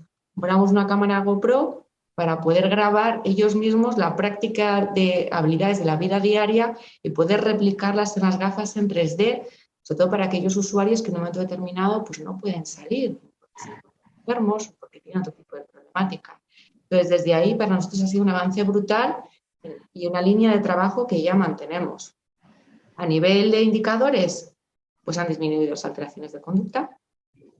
Estamos viendo que las encuestas de satisfacción a nivel de bienestar emocional son más positivas que cuando iniciamos, y sobre todo que las personas del servicio de mayores que están en el programa de estimulación cognitiva no solo demandan participar del programa, sino que se están viendo resultados ya en el corto plazo. ¿Dónde nos va a llevar? Pues necesitamos más tiempo para poder analizar lo que nos está pasando con este programa, pero desde luego de momento todo lo que estamos valorando es muy positivo. Paco, en vuestro caso, en el caso del ámbito del daño cerebral, ¿cómo veis esta explosión tecnológica y cómo creéis que va a mejorar las condiciones de vida? Yo ahí tengo sentimientos encontrados, porque cuando la tecnología se aplica con personas con daño cerebral acompañadas de manera terapéutica o con personas que no tienen ese problema para poder entender cómo funciona la tecnología, es fácil. Pero desgraciadamente tenemos mucha gente con daño cerebral, con grandes problemas de motivación, de apatía, que no asisten a nuestros recursos, que una vez son dados de alta en los centros hospitalarios, van a sus casas y no tienen esa capacidad cognitiva para poder ponerse un momento dado a trabajar con algún tipo de tecnología que le pueda incluso ayudar pues para mantener o seguir potenciando aquellas secuelas, ¿no? que se han ido recuperando y evitar ese empeoramiento. Si me voy aparte de la tecnología más terapéutica, ¿no? que muchas veces hablamos, a veces nos encontramos con empresas para que nos hablan de la rehabilitación virtual o tecnología aplicada para personas con daño cerebral, y nos damos cuenta de que cuando hay una tutorización o un seguimiento funciona muy bien, pero en el momento que ya no existe esto, de hecho algunas veces no lo han reconocido, cuando no hay supervisión terapéutica, la aplicación, a mí me llegó a decir una persona de una entidad muy importante de temas tecnológicos, me dijo: cuando no hay seguimiento terapéutico, acompañamiento, no nos sirve para nada la tecnología, ¿no? Por ese tipo de características de las personas que atendemos. Si me voy a la otra parte de la tecnología, como puede ser toda la parte de domótica, ¿no? Pues para tener controlado, igual no es la palabra más adecuada, pero bueno, sí, al final las familias necesitan a veces poder hacer, realizar actividades diarias y a veces están muy sometidas a no poder dejar a su familia en el domicilio, al temor de que se quede en casa, al temor de que encienda cualquier cosa y se olvide, a que pueda salir de su domicilio y se desoriente. Es verdad que en ese sentido ha habido muchísimo avance y hoy en día hay aplicaciones que te pueden permitir detectar que una persona está saliendo de su casa o que se ha caído al suelo, que eso es una preocupación que tenían muchas veces las familias, ¿no? Claro, es que si lo dejo en casa y cae al suelo, a veces hablan de la teleasistencia, pero es que hay gente que no sabe que tiene un botón y para qué sirve ese botón, ¿no? Entonces, en ese sentido, es verdad que ha habido una mejoría considerable y que creo que se tiene que avanzar, seguir avanzando en este tipo de... Pero claro, para eso también es verdad que necesitamos mucha formación, necesitamos que las familias se conciencien de que esto existe, abaratar la tecnología, porque claro, yo he conocido gente que me ha dicho que tiene casas que parecen la NASA, pero claro, para permitirse eso necesitas también tener una capacidad económica importante. Aquí en la Comunidad Valenciana habían subvenciones para temas de tecnología y ya han desaparecido. Creo que las administraciones públicas tienen que seguir permitiendo la financiación o cofinanciar productos de apoyo tecnológico, y en ese sentido seguramente han dejado de aparecer porque se han tenido que dedicar a otro tipo de historias. El COVID siempre aparece allá donde vas y cuando hablas de ese tipo de cosas, pero bueno, avance lo hay. Pero si me hubiera, lo que te comentaba anteriormente, lo terapéutico, me genera cierta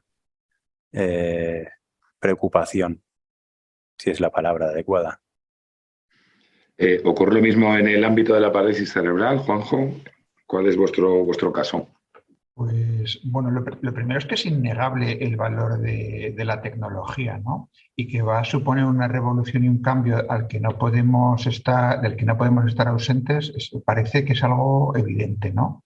Yo diría que las tecnologías de apoyo a la vida independiente, las tecnologías de apoyo a la comunicación, las tecnologías basadas en diseño universal, lógicamente suponen mejoras inmediatas o oportunidades de mejoras inmediatas en la vida de las personas. En este sentido, en nuestras organizaciones hay muchos proyectos de robótica, de inteligencia artificial y Big Data, de digitalización, de impresión aditiva, de 3D, de realidad aumentada, que están ofreciendo, pues eso, oportunidades a las personas. Dicho esto, coincido mucho con la reflexión que comparte Paco.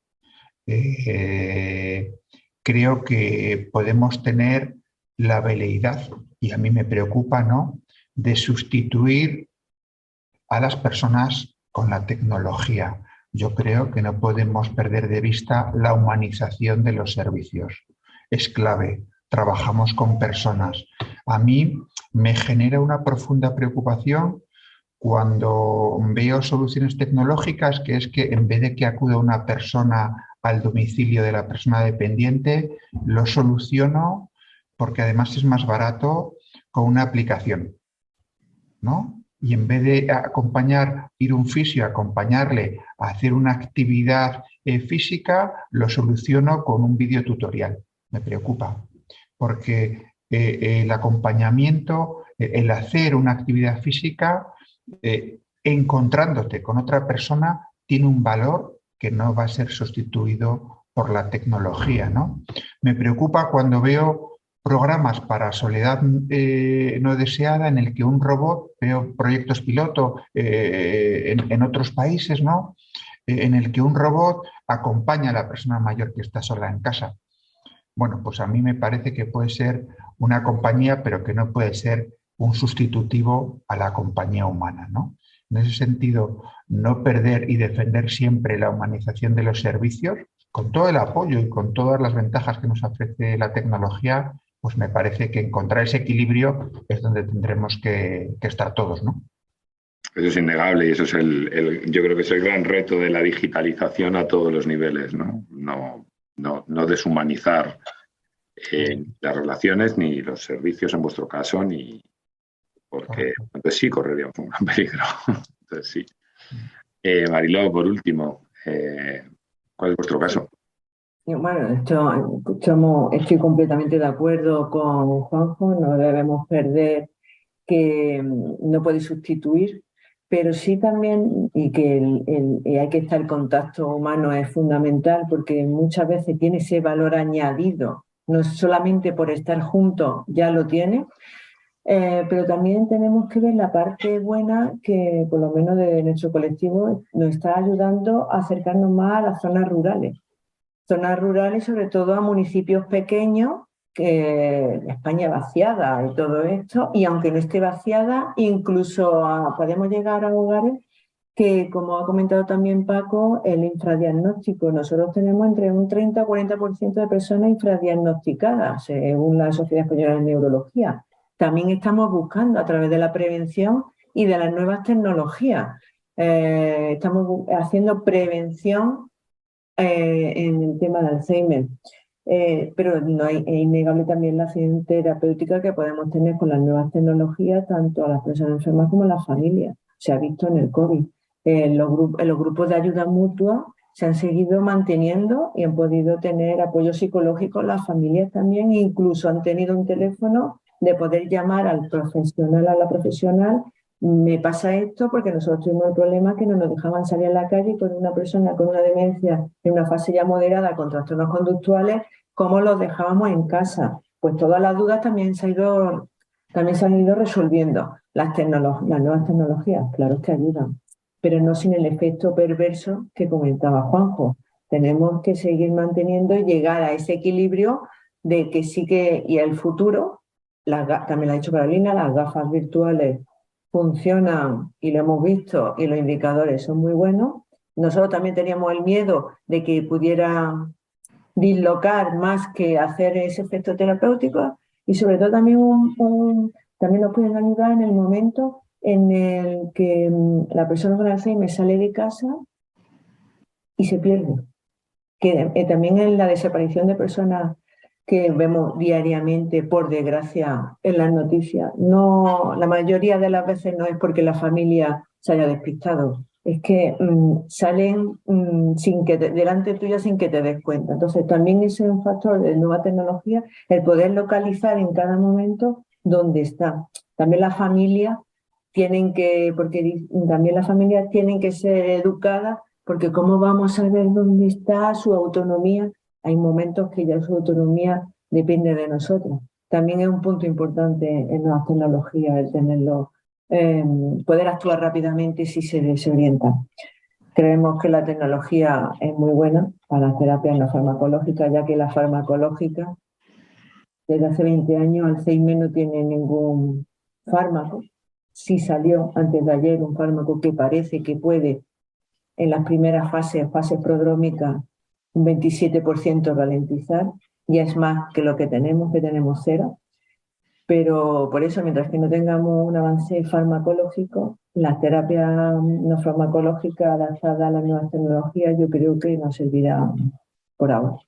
En el sentido de lo que comentábamos antes de la deshumanización o de la hipotética deshumanización de los servicios, nos lo recordaba Paco y es verdad, la campaña que hicieron hace un par de años, ¿no? Corrígeme, Paco, si me equivoco, que bueno, que os animamos a que le echéis un vistazo. Yo creo que si buscáis nueva opción en Google, nueva opción máquinas de cuidar, encontraréis una campaña focalizada y centrada en los cuidados a personas con daño cerebral adquirido, que hace un guiño a esta hipotética deshumanización y pone en valor el papel de los cuidadores y las cuidadoras, ¿no?, de las personas. Paco y Juanjo, yo quiero también poner en paralelo a vuestros dos colectivos, ¿no? ¿Creéis que hay diferencias, similitudes entre las características particulares de los procesos de envejecimiento del daño cerebral adquirido y de la parálisis cerebral, siendo ambas patologías relacionadas directamente con las lesiones cerebrales, aunque en el caso del daño cerebral es sobrevenido y en el caso de la parálisis cerebral es congénita? Empieza tú, Juanjo, por favor. Vale, empezaba hablando al principio de la complejidad por la heterogeneidad de las personas con parálisis cerebral. Si a esto uno la enorme heterogeneidad que presupongo existe en las personas con daño cerebral adquirido o sobrevenido, pues es un campo muy amplio para ser capaces de extraer alguna conclusión, ¿no? ¿Qué sabemos? Que depende de qué grado de lesión suponga ese daño cerebral sobrevenido y qué grado de afectación suponga la lesión que tiene una persona con parálisis cerebral, podremos encontrar similitudes en las necesidades y, por tanto, a lo mejor es posible encontrar respuestas que no sean muy comunes. Pero la principal diferencia, por tanto, está no el envejecimiento. Tenemos que irnos a etapas mucho más tempranas. El problema es de la génesis, ¿no? En el caso de la parálisis cerebral es una discapacidad congénita. Acompaña a la persona desde las primeras etapas de la vida. Es decir, se puede producir en fases perinatales, ¿no? Prenatales, en etapas gestantes y en los primeros años de vida. ¿Qué significa eso? Que hay experiencias de vida absolutamente diferentes.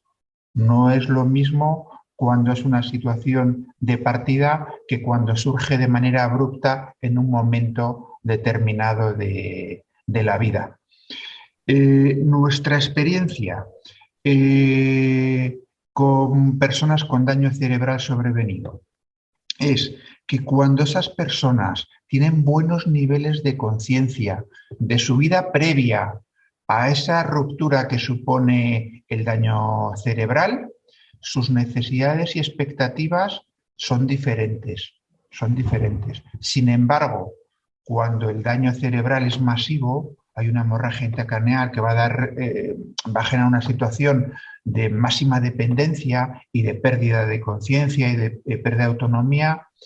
Ahí sí que hay una similitud con un colectivo importante de personas con parálisis cerebral y entonces podemos arbitrar recursos que no son, yo creo que no son muy parejos. No sé si, Paco, estás de acuerdo conmigo. Paco. Sí, estaba poniendo el micrófono. Totalmente. A ver, nosotros, fíjate que ahora estamos revisando nuestra estrategia autonómica de daño cerebral en la Comunidad Valenciana, que es la única estrategia autonómica que hay de atención al daño cerebral, y ahora vamos a incluir la Consejería de Sanidad, el daño cerebral infantil y la parálisis cerebral. De hecho, yo ya he tenido conversaciones con las compañeras de ABAPACE y ahí el primer dilema que teníamos es ¿cuándo es PCI, cuándo es DCA infantil? Porque todavía no tenemos, no nosotros, porque al final esto es una cuestión científica, es una cuestión médica, quien te tiene que decir, pues mira, a partir de... Es complicado. Siempre se habla muchas veces de cuando ya empieza el niño a socializar, cuando empieza a ver un lenguaje, cuando había relaciones sociales, ya se empieza a hablar de daño cerebral. Pero luego te encuentras con otras tesis que hablan de cosas distintas. Hay gente que habla de parálisis cerebral solamente cuando es prenatal. La verdad es que tenemos que llegar un momento a que haya un acuerdo científico sobre una cosa o la otra.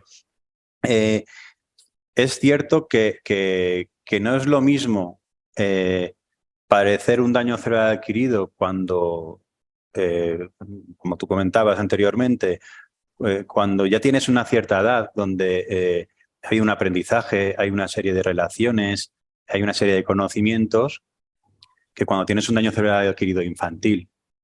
A veces las secuelas son muy semejantes, sobre todo cuando son un daño cerebral infantil moderado o grave, pero no es lo mismo crecer con un daño cerebral adquirido que a los 30 años tener un daño cerebral adquirido, porque tus redes de apoyo son distintas.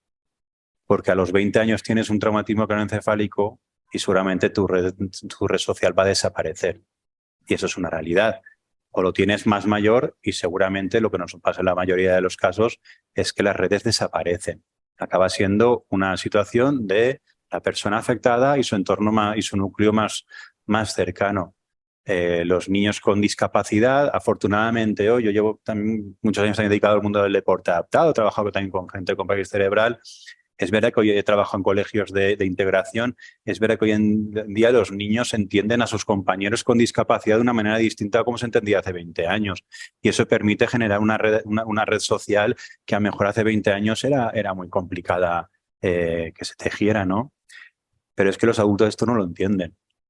Es que tener 20 y tantos, 30 y tantos años y que tu vida cambie radicalmente con una serie de secuelas físicas, conductuales, cognitivas, pues seguramente los primeros meses de atención hospitalaria están todos muy volcados, pero luego eso va desapareciendo. Eso es también una tarea importante que tenemos que hacer, ¿no?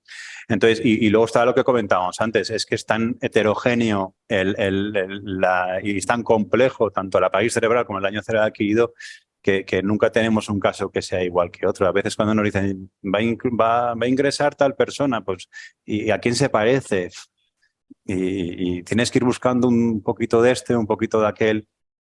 Sí que es cierto que antes comentaba una cosa, Juanjo, que me la ha escrito, que es verdad que has comentado que el envejecimiento prematuro por falta de desarrollo orgánico afecta lógicamente a las personas con parálisis cerebral.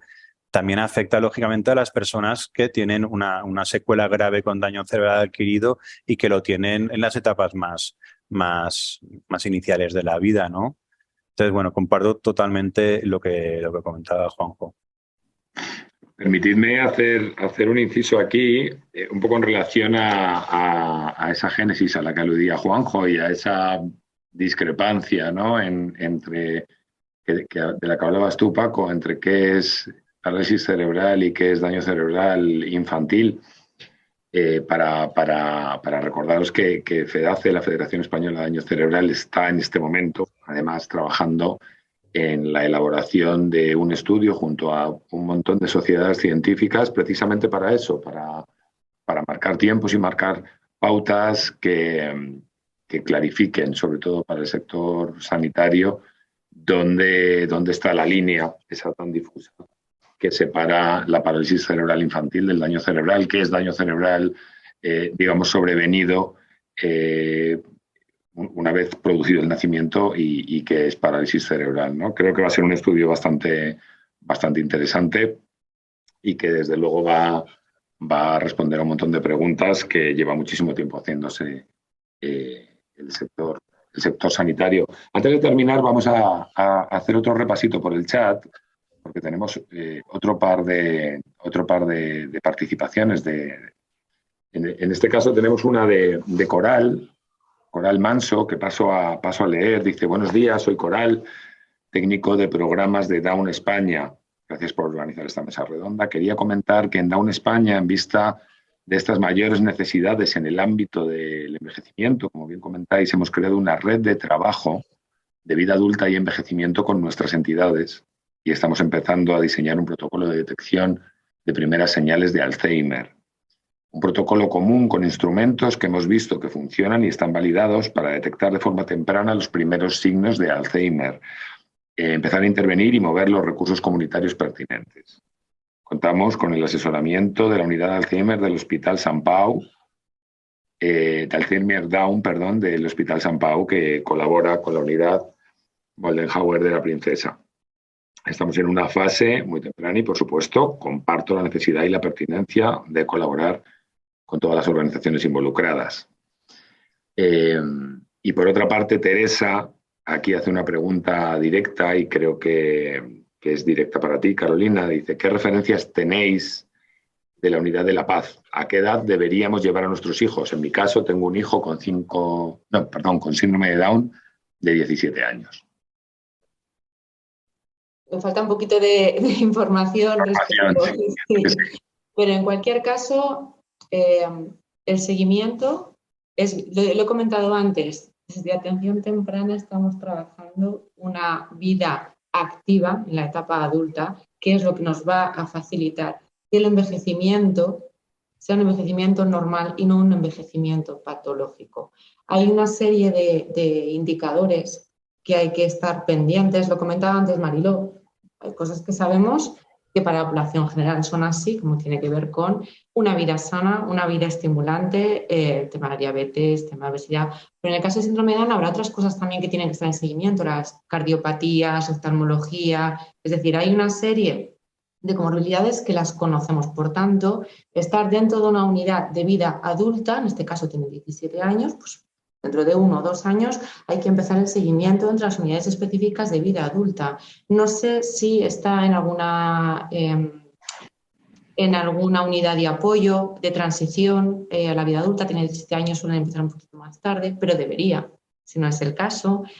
Contar con unidades de apoyo para la vida independiente también, y ahí, conociendo a la persona, sus circunstancias individuales, su entorno, sus antecedentes, es desde donde se va a poder hacer el mejor seguimiento. Entonces, lo que has comentado del chat de Down España, que han empezado a utilizar una batería común dentro de sus entidades para poder ver indicadores, solo hace un fruto del conocimiento directo de las personas con las que trabajan. Por tanto, conocer a la persona con la que estás, su entorno, sus necesidades, su día a día es básico a la hora de establecer los indicadores. Entonces, más antes que tarde, lo que hay que hacer es contar con ese tipo de apoyos. Y yo creo que unidades de transición a la vida adulta potentísimas, no sé dónde está Coral, ubicada geográficamente, no sé si está en un entorno rural o más urbano, qué asociaciones hay a su alcance.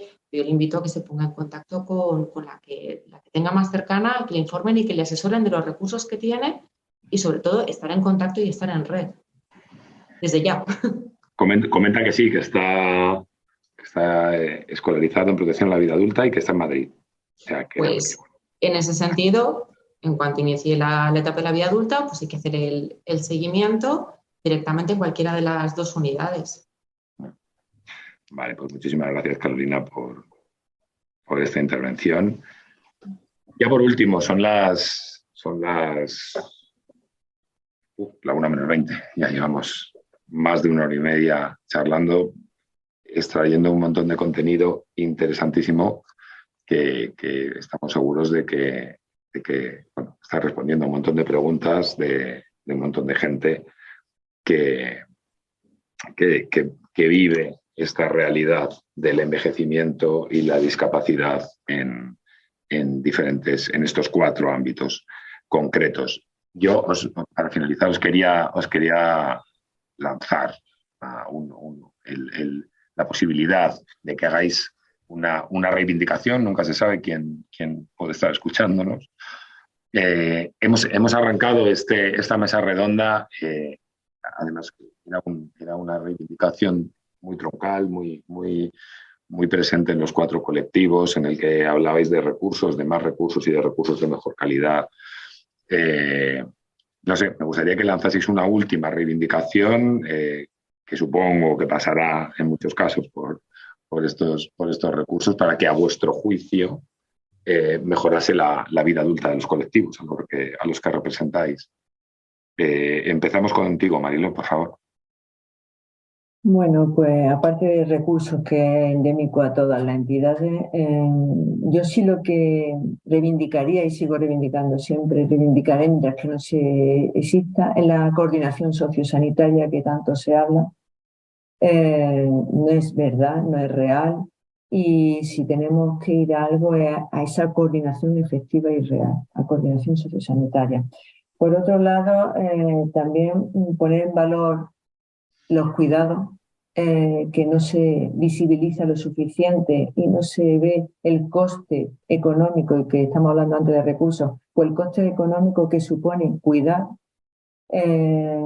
Para nuestro colectivo, el cuidado de una persona con Alzheimer supondría a nivel nacional el 3% del PIB de España, el cuidar y atender con unos criterios de calidad a una persona con Alzheimer. Por otro lado, tenemos el Plan Integral de Alzheimer, que se aprobó en 2019, acaba en 2023 y no se ha ejecutado ni dotado de ese presupuesto necesario. Y sobre todo también apoyar la investigación. Sin la investigación nosotros seguiremos como estamos hasta ahora, trabajando de otra manera, pero apoyar la investigación, no solo la biomédica, también la social y la sociosanitaria. Tan importantes las 3 vías, porque creemos que sin la investigación no avanzaremos. Y por supuesto seguiremos reivindicando el diagnóstico precoz y poner a la persona en el centro, que queda muy bonito poner la atención centrada en la persona, pero que tampoco se realiza. La persona, en nuestro caso, a las 2 partes del binomio, a la persona enferma y a la persona cuidadora.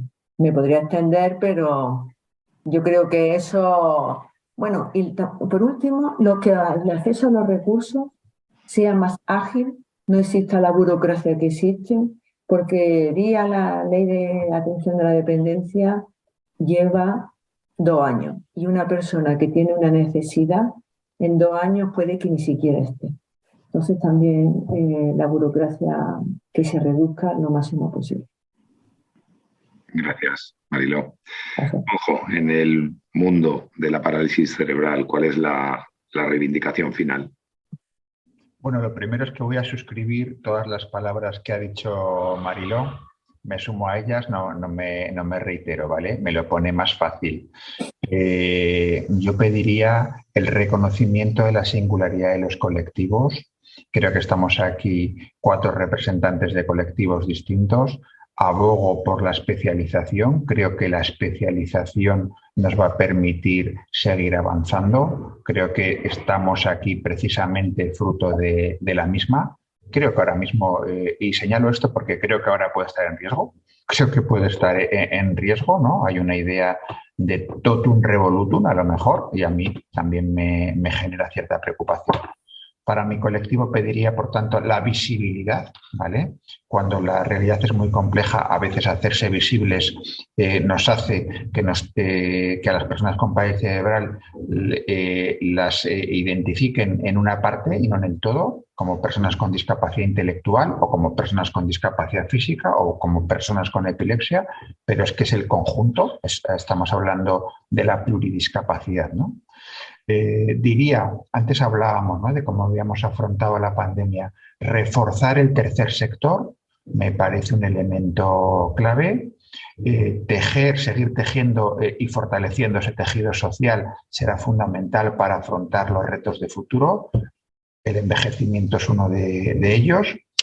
Y para que esto sea posible, aquí sí que me voy a reiterar con Mariló, es necesario incrementar los recursos disponibles. Si no, tendremos un discurso y un lenguaje hermoso de planes centrados, atención centrada en la persona, apoyos personalizados, pero estará más en la esfera del discurso que en la de los hechos reales. Muchas gracias, Juanjo. Paco, en el ámbito del daño cerebral adquirido, ¿cuál es tu reflexión final, tu reivindicación final? Bueno, si me dejan los obreros que están de obras aquí al lado, y hace un momento era un problema. Comparto, como no podía ser de otra manera, lo que comenta Mariló y Juanjo, y lo que comentará Carolina también, porque al final nos dedicamos a esto y creo que tenemos opiniones totalmente cercanas. Por una parte, creo, lo ha dicho antes Mariló, ley de dependencia constantemente, promoción de autonomía personal.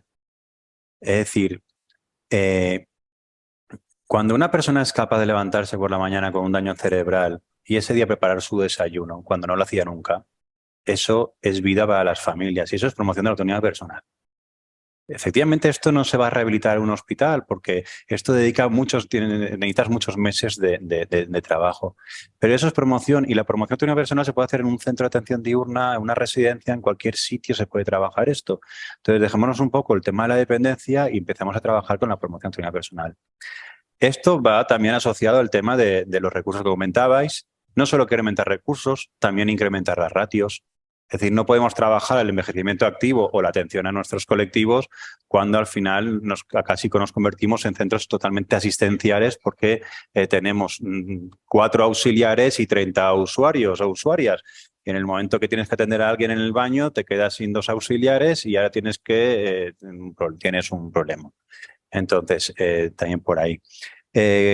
La Estrategia Nacional de Daño Cerebral, de atención al daño cerebral adquiridos. En Valencia, en la Comunidad Valenciana está la estrategia, Andalucía está empezando a hacer también trabajos parecidos, Galicia también, pero esto tiene que ser en el marco nacional.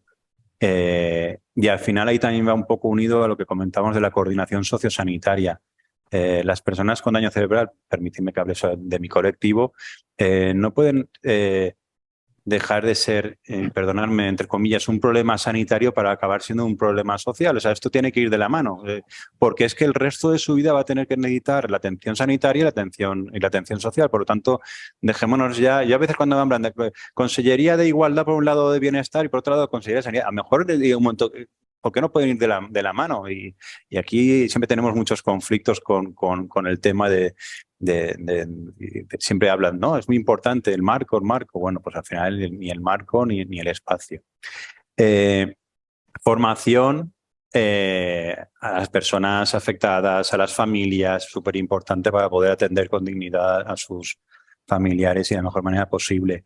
Campañas de prevención, en este caso del ictus sobre todo, porque cuanto más prevención haya, menos ictus habrá y por lo tanto habrá un mejor envejecimiento.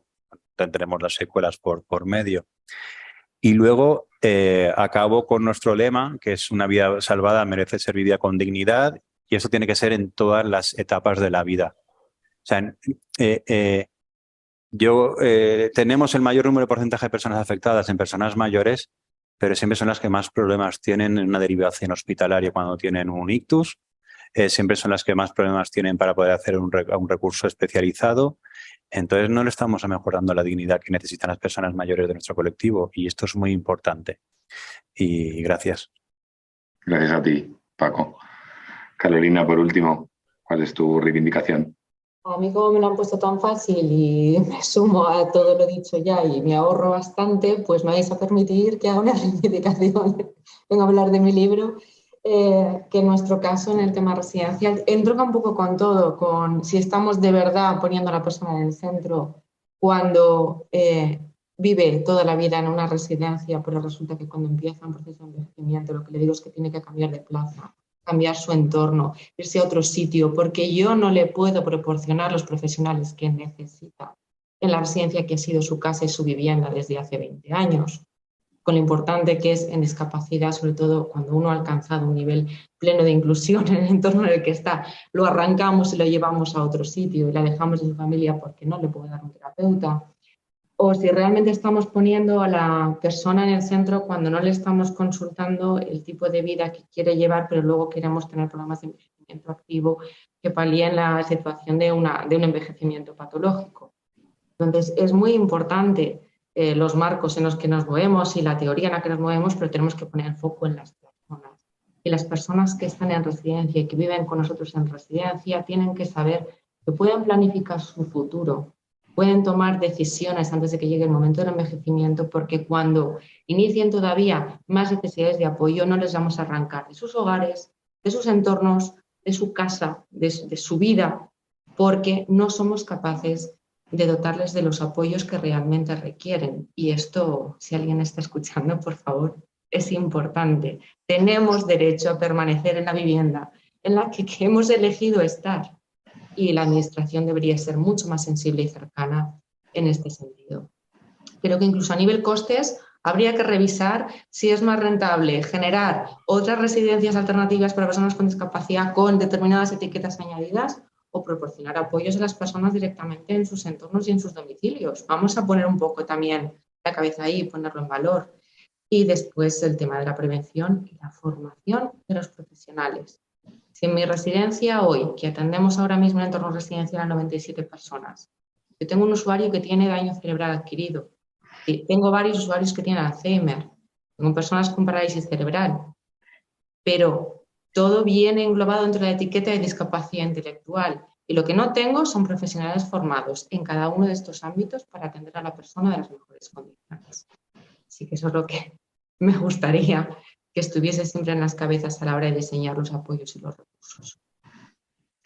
Pues si me lo permitís, nosotros desde Fundación GMP añadiríamos humildemente la sensibilización, porque creemos que, mirando también hacia la sociedad, obviamente, creemos que es uno de los caminos más eficaces también para una inclusión plena al final.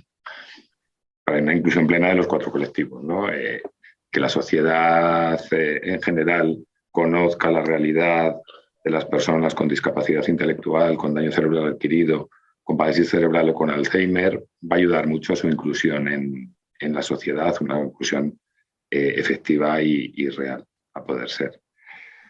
Pues Paco Quiles, codirector de Nueva Opción Valencia, Carolina Cabero, directora técnica de Fundación Bethesda, Marilo Almagro, presidenta de CEAFA, y Juanjo García, director de Centros de Aspace Salamanca. Muchísimas gracias a los 4 por habernos prestado vuestro tiempo y sobre todo vuestro conocimiento y esperamos que esta jornada con la que hemos querido conmemorar el Día Internacional de las Personas con Discapacidad haya sido lo suficientemente útil como para que personas relacionadas con los 4 colectivos hayan podido extraer respuestas a las preguntas que rondan sus realidades. Muchísimas gracias a los 4. Muchas gracias. Gracias a vosotros. Y gracias también a todas las personas que nos han estado siguiendo durante estas casi 2 horas. La verdad es que no se ha movido mucho el marcador, con lo cual entendemos que el contenido, como esperábamos, el contenido de vosotros 4 ha sido lo suficientemente interesante como para que se mantuvieran ahí. Así que nada, lo dicho, no robamos más tiempo a ninguno, a ninguna. Muchísimas gracias y nos vemos en la próxima mesa redonda. Gracias. Muy bien, buen día. Gracias.